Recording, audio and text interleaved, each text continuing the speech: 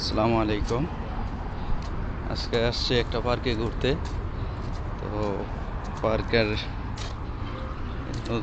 তাপমাত্রা খুব বাইরে বেশি দেখে এখনো কোনো লোকজনের ইয়ে নাই।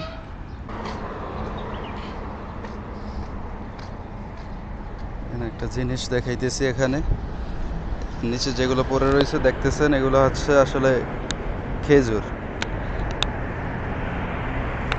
কি পরিমাণ খেজুর নিচে পড়ে আছে, আর গাছেও ধরে আছে যে খেজুর।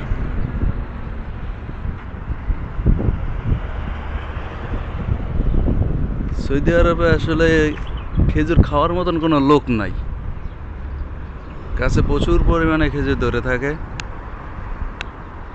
এগুলা খাওয়ার মতন কোনো লোক থাকে না। এগুলা এই পেকে এবং নিচেই পড়ে থাকে।